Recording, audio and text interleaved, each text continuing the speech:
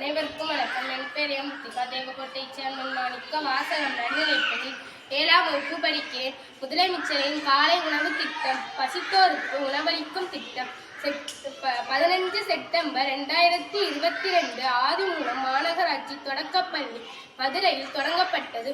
1 முதல் 5ஆம் வகுப்பு வரை பயிலும் குழந்தைகளுக்கு அரசு மற்றும் அரசு உதவி பெறும் பள்ளிகளில் வழங்கப்பட்டு வருகிறது.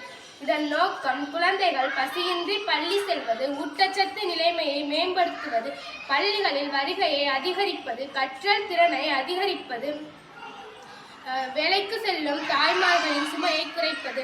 7/5/2022 சட்டப்பேரவை விதி 110 கீழ் அறிமுகம் செய்யப்பட்டது. 15/9/2022 அண்ணா பிறந்த நாள் அன்று ஆதிமூலம் மாநகராட்சி தொடக்கப்பள்ளியில் அறிமுகம் செய்யப்பட்டது. விரிவாக்கம் 1.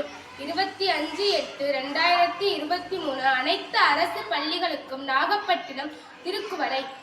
விரிவாக்கம் 2. 15/7/2024 காமராஜர் பிறந்த நாள் அன்று அரசு உதவி பெறும் பள்ளிகளுக்கு திருவள்ளூர் கீழச்சேரி புனித அன்னாள் தொடக்கப்பள்ளி.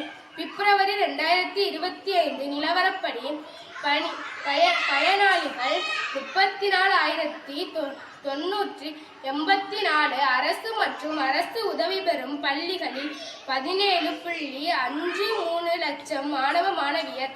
துறை சமூக நலம் மற்றும் மகளிர் உரிமை தொகை.